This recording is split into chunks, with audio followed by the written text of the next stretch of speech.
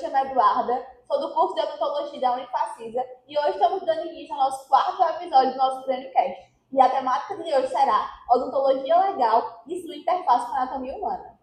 Oi, gente, me chamo Ana Isabela, sou estudante de odontologia na Unifacisa e também sou apresentadora do CrânioCast. Hoje estamos aqui com Ana Raquel, especialista, para falar um pouco sobre o tema. Tudo bem, Raquel? Oi, tudo gente, bem? tudo bem? Eu agradeço pelo convite. Como as meninas já me apresentaram, me chamando Raquel, e vim aqui falar um pouquinho sobre esse tema tão especial para mim. Bem, Raquel, e para darmos início, ao nosso bate-papo sobre esse tema tão importante, você poderia nos falar um pouco sobre o que seria a odontologia legal e quais pontos ela aborda? Sim, sim.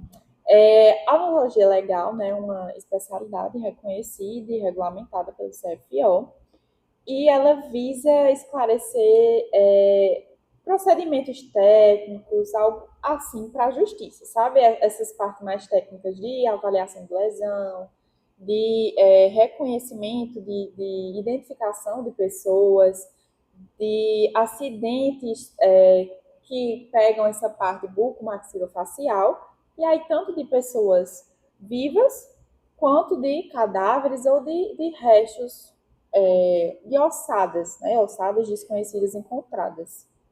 Bem, Raquel, e como daria essa atuação da odontologia legal em lesões de cadáveres, de restos humanos e de pessoas vivas também, né, que você pontuou? Eu trouxe até um exemplo aqui, eu vou mostrar de um caso no final, um pouquinho para o final, vou mostrar, mas é basicamente assim, vamos dizer que uma pessoa foi violentada e tem uma mordida do agressor. E aí, através das particularidades dessa mordida, pode estar sendo identificado o agressor. Claro que, na investigação, né, tem os indícios de quem foi, tem os acusados, e aí pode estar fazendo uma avaliação, né, odontológica para reconhecer, que foi até o caso que eu trouxe, que o agressor foi identificado através disso, né? Ele tinha suas particularidades de mordida, e aí foi feita uma investigação, né, uma avaliação bucal nele, e foi identificado o agressor. Em questão de cadáveres e restos de ossadas, é a questão de se tem um acidente de avião, um carro carbonizado, o que é encontrado? Geralmente é encontrado os dentes, a arcada dentária, porque é o único órgão do nosso corpo que resiste a altas temperaturas, à umidade, e através disso que é identificado quem é. Quem é aquela pessoa que teve aquele resto mortal encontrado.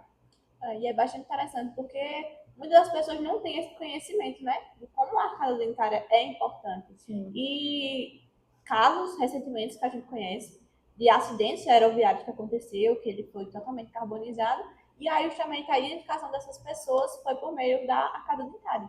Então a gente vê o quanto que é importante a nossa arcada dentária para fazer esse reconhecimento dessas vítimas, né? Isso. E a importância, né, do cirurgião dentista nessa área da odontologia legal. Sim, é de extrema importância. E aí a gente vai até para os métodos de identificação humana. Segundo o Interpol, né, todo mundo conhece, né, é a Organização Internacional de Criminologia, né, e aí eles dizem que tem os métodos primários e secundários. Os primários são os que dão de certeza a identificação daquela pessoa. Sim. É uma certeza.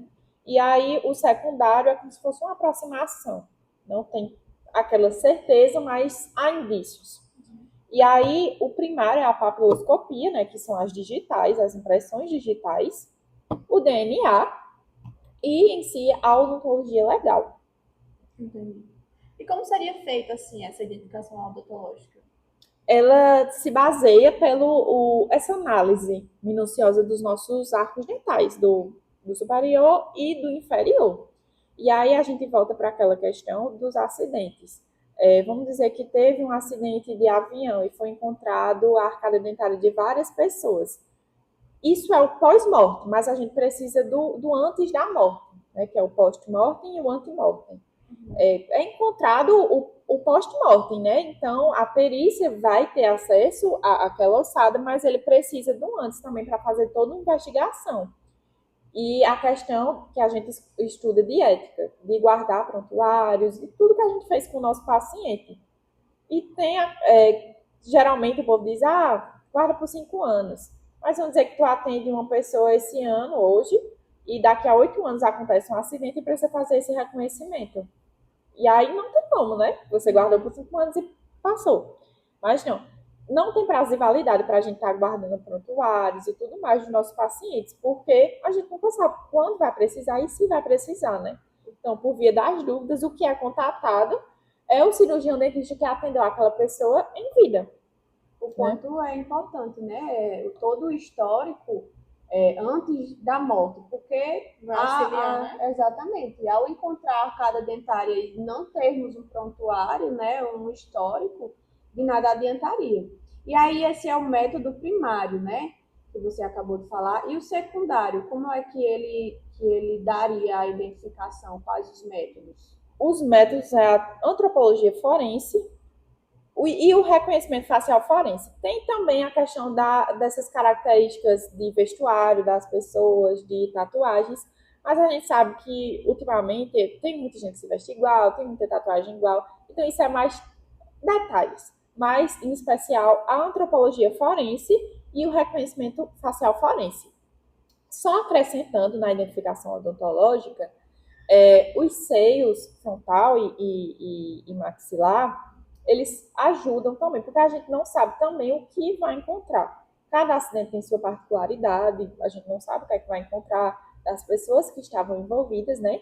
Mas aí, caso encontre, tem como também estar fazendo essa identificação humana, porque é particular, muito individual. Tem Se fossem nossas linhas, né, digitais, é, se fosse expressão impressões, digitais, é único de pessoa para pessoa. tem umas particularidades do seio frontal e maxilar de pessoa para pessoa.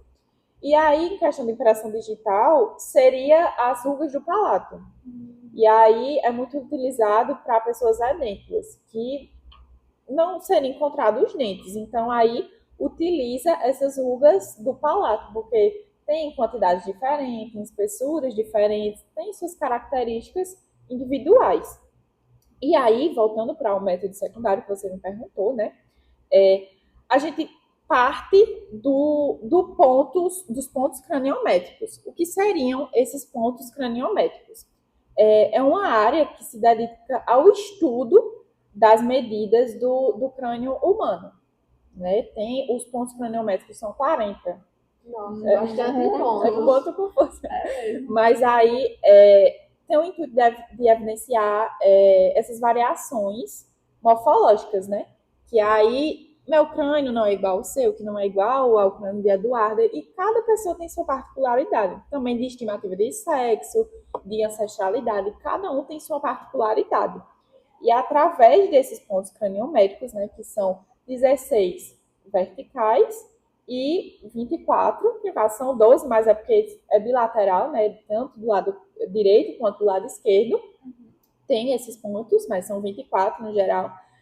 A partir deles, né, da medida de um para outro, tem como saber o comprimento máximo do crânio, a largura máxima, a altura, tudo que dá para fazer um perfil, né? Como é método secundário, não tem aquela certeza, é como se fosse um perfil de pessoa, um estimativo, né? Uma aproximação. E aí tem a antropologia forense. É aplicada mais à justiça, sabe? Ela é estudado algumas mensurações de ossos do nosso corpo. E aí, o primeiro de tudo, que tem um achado, né, de uma ossada, a gente tem que saber se é de um animal ou se é de um ser humano, né? E aí, o que é avaliado? Os dentes e os ossos, porque os ossos humanos são diferentes dos ossos de animais. E aí é o ponto de partida na antropologia forense, saber se é de um animal ou se é de uma pessoa, né? Porque vamos dizer que tem uma ossada desconhecida num terreno baldio. E aí tem que saber se realmente é de uma pessoa ou de um animal, né? E aí, a partir disso, tem a estimativa de sexo, que é feito através dos ossos da pelve, Mas é aquela questão, né? A gente não sabe o que vai encontrar, se vai ter tudo, mas Palpável, né? isso, os ossos da pelve feminina é extremamente diferente dos ossos da pelve masculina. Então, é um indício, né, de ter essa estimativa de sexo. Mas também tem os acidentes ósseos, a cromatina sexual. Porque aí é diferente do homem para a mulher. Tem a estimativa de idade, né, que a gente utiliza essa questão da cárie dentária, da erupção dos dentes. Porque tem a dentição decídua e a permanente, e através disso tem como ter uma estimativa, né? Porque tem a estimativa da erupção dos dentes. Sim, tem também que isso ocorre. Tem das suturas do crânio também. A gente sabe que a gente não nasce com o nosso crânio todo fechadinho, todo formadinho, e aí vai fechando e formando as suturas, né? Que é essa junção.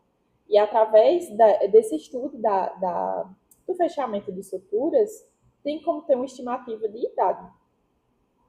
E em questão da ancestralidade, tem as diferenças individuais, né? De uma pessoa negroide, de uma pessoa asiática.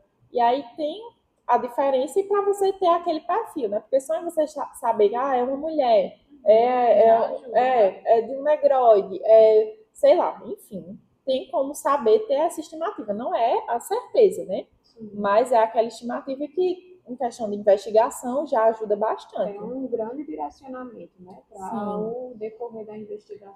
Aí falando um pouco em sexualidade, masculino e feminino, tem alguma diferença entre os ossos do crânio da mulher para o homem? Tem algumas diferenças. Tem o ponto da glabela, né? Que é aqui entre as sobrancelhas, que o do homem é aquele negócio mais robusto, tem umas elevações, tem uma elevação maior, tem um ângulo maior, e a da mulher é aquela coisa mais singela, mais suave. Como se fosse mais retinho, mais sutil. Tem a distância do ponto mentoniano, que é aqui do centro do queixo, para o ângulo da mandíbula, que é o gônio.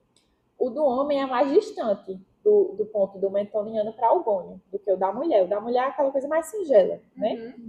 Tem a questão do ângulo do osso zigomático. O do homem é mais marcado, é mais aquele ângulo, sabe? Tem do ponto opistocrâneo, que é aqui atrás da cabeça. É como se o do homem fosse mais pontudo. Sempre é essa coisa mais grosseira, sabe? Do homem. E o da mulher é essa coisa mais suave. Então, em caso de encontrar realmente um moçada que tem o crânio todo presente, né? A face e tal, é bem mais fácil identificar o sexo. Com esses pontos, A mulher já diferencia bastante coisa, já é um grande direcionamento. E a mulher mais delicada até nos nossos ossos, né? É verdade. Essa delicadeza. É verdade. E tem o reconhecimento facial forense, né? Que aí é uma técnica de aproximação facial. E aí ele tem uma construção dessa face da vítima e do agressor. Só que aí, agora, é com tecidos moles e cartilaginosos. E aí tem a questão que a tecnologia atualmente, né, super avançada, e antes e até hoje em dia, né, mas a gente vive em um mundo totalmente diferente agora, mas é feito em argila ou massinha de modelar mesmo. É feito como se fosse um molde, sabe? Do rosto, desses tecidos moles, para ter essa aproximação no rosto de um agressor, por exemplo, sabe? Através de um retrato falado ou algo assim. Mas como a gente sabe que atualmente tem essas inteligências artificiais, tem sites, tem aplicativos, tudo de uma tecnologia bem avançada, né, isso, que nos ajuda. Pode até construir um rosto, né, que se assemelhe e também facilita o trabalho de investigação, né, porque para você fazer um molde de argila, de massinha, é algo que, querendo ou não, demora, né? E tempo, né? A tecnologia, ó, não passa de mais que a gente não consegue muita favor, coisa, né? Tem que usar a nosso favor, né? A tecnologia. E aí tem também alguns pontos, né? São 23 pontos que acrescentam naqueles outros 40, que aí esses são com os tecidos moles e cartilaginosos. Aí tem todo esse perfil, né, que é construído, esse molde de agressor, de vítima, através dos né? pontos com que acrescentou, né, com esses tecidos moles e cartilaginosos. E aí, quer fazer algum interrompi? Você sabe se tem alguma diferença entre reconhecimento e identificação? Sim, boa pergunta. Tem. Porque a gente estava falando de Aham. reconhecimento, identificação. O reconhecimento, ele é algo, é uma afirmação subjetiva, né? É uma certeza que, tipo, pronto, vou dar um exemplo para ficar mais fácil. Quando alguém morre, a família tem que fazer o reconhecimento no IML, né? Isso é o reconhecimento, é um ente próximo, ou é um familiar, algo assim, fazer o reconhecimento do corpo. Ah, isso aqui é fulaninho de tal. E a identificação humana é todo esse processo que a gente estava comentando aqui, de identificar a arcada dentária, a ossada que foi encontrada. E aí essa é a identificação, porque é esse procedimento mais técnico, mais que envolve técnicas médicas, sabe? Entendi. E o reconhecimento é esse que a gente já conhece, de reconhecer corpo e tal. Certo. A parte mais básica, digamos Isso, assim, né? o mais robusto, né, mais É. complicado é a identificação, que fica aí com os especialistas. Certo.